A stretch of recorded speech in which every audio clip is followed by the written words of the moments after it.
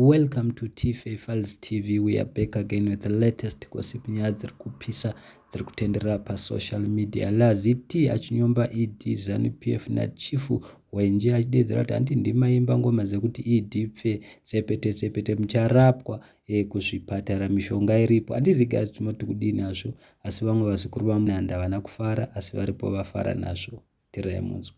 Ndakudza chifu njende zvokuti muZimbabwe munorapwa. Zvekurapwa zvifange vanhu imimi maimba masonga aya munorapwa. Handidi kunyepera, muchitopora. Muripanzwa chifu nje, muchatopora. Imi vanhu maimba masonga aya muchiti nyika inovakwa nechi nevayo. Hurene hwacho muchahuona paparire nyatwa. Ende mucharapwa chifu nje. Mishonga yese yenyu inenge yakagadzirwa chifu nje. Murikuzvinzwa wava nje. Mucharapwa stiri papare nyatwamo. Hapana mushonga usimo muZimbabwe. Yese irimo. Handiti makati nyika inovakwa nevene vayo. Ipapa ndo pamuchaona muchipora ipapa. Marapwa papare nyatwa. Kana pakugumo. Because mushonga yese munenge muchipiwa. Hakuna mushonga wekenza usiku. Wenyu uripo imi makaimba vana nyika inovakwa nevene vayo. Get well soon. Laziti azodzoka again mushure mekunge pane maZimbabweans anga achiti nemoyo wakaipa achiti iye kochija ndakanganisa ingwa ndanditi ngaende kunorapwa kuzvipatara sezvo akaimbira ZANU-PF ana ED team yevarakashi. Tererai munzwe. Ndapindwa hangu nyaya yaita se ngechitaurike kwa chief wenje. Pana vanhu vaya vakatota kutukira Lazu zvese ruwanza imi. Doregedzere kuti munhu get well soon. Kutoreketwa kuti hanzi watozviitire zvokuti get well soon. Ukutanga utodziseka chichaiwa panaka munhu aseko. Kwati munhu get well soon kuseka. Kana kuti hanzi muzvipatara mune mishonga. Ndacho vanhu vanofanira kurapwa kuHarare hospital. Kune mishonga. Those are our own hospitals. And anotrita vanhu zvakanaka.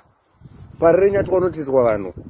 Kana chiti munhu ngaine anorapwa kupi ikoko. Saka yamhosva kuti hanzi wenje ngaanorapwa parire nyatwa. Yamhosva. Ndezvenyu manana Demeti. Bosi David anorapwa kuparire nyatwa. Hakusi kuseka munhu. Munhu ngaanorapwa kuparire nyatwa. Those are facilities zedu yayo. Zvinhu zvedu maproperties zedu ekuZimbabwe, mahospitals zedu yayo. Anorapa vanhu. Kune mari nyaya kuti kana anorapwa kupi iko mwana wakuti kutotukira sekaurema wava kuseka munhu here. Hakusi kuseka munhu ka. Tese titori nezvirwere zvatinazvo zvatisingatombotaure kuvanhu. Handiti zvimwe zvatinge titori nazvo ka zvokuti hatutaure kuvanhu. Handiti ka. But asi zvakatongodaro ka tiki tichitongorarama tienda chinorapwa. Zvafanira kulaza akanzenda anorapwa atukwa. Hakuna kutukwa. Madhokota anokuti kana une chirwere chakadai uya urapwe. Saka tinotokurudzira hama dzese dzinenge dzine ukatobuda pachena une zvaunongonacho ina unorapwa chete. Ndo zvinotowanza kutoitika kakawanda kachika. Totokukudza kuti inoita se ende unorapwa. Morning. Ani mukupanzwa vanhu ndo zvinoitika. Kana munhu une chirwere chaunenge nacho indototi enda unorapwa. Baba kuri kutonhora kuno. Amana mota dzisi dzakaita sinourayi. Amanaka pakaipa umana pakaipa mabhini kuti asinokudai sera umana pandakatsika pacho sinoiga igera umana. Hakusi kuti hanzi unongochiwanzira munhu kana kuti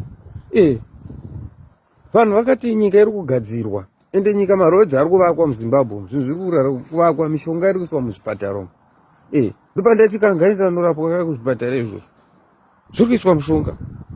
Pana vanhu vari kuita basa kuti basa rifambe muZimbabwe. Saka ngavaenda vanorapwa kupi ikoko parire nyatwa. Wonzi wawanza. Ndikati hanzi hakuna mushonga.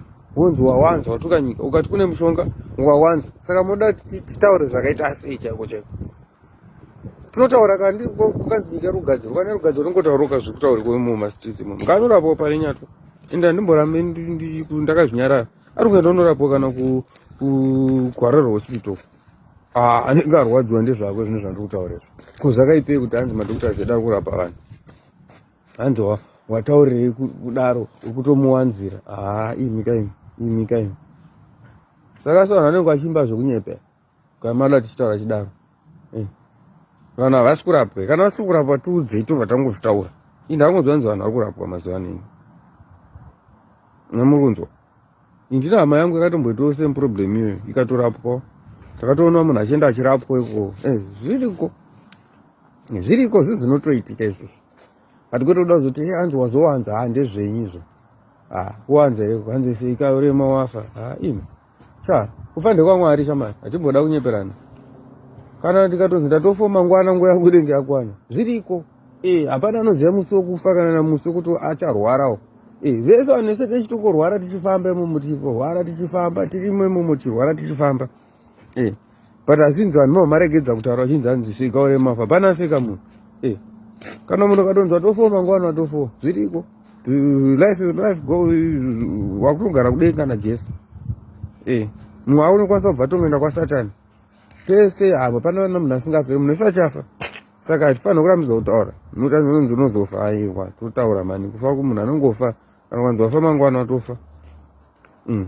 Vanosarawo vachirarama. Zviriko zviya. Kanzi munhu ndafa ndatofawo kana inini. Zviriko. Unoda kubva tada kuchidzira rufu is a promotion ka. Nungu watopromotwa kune isusu maKristiani tatopromotwa ndozvinotaura Bible. Totocelebrate taenda kudenga unosangana naJesu. Amen. Kwana. I'm sure you have heard from the horse's mouth. Mutazoti tisu T-Faithfuls tati itaura mchitaura kwa musina kuswera. Zvataurwa naLazy T. Thank you so much.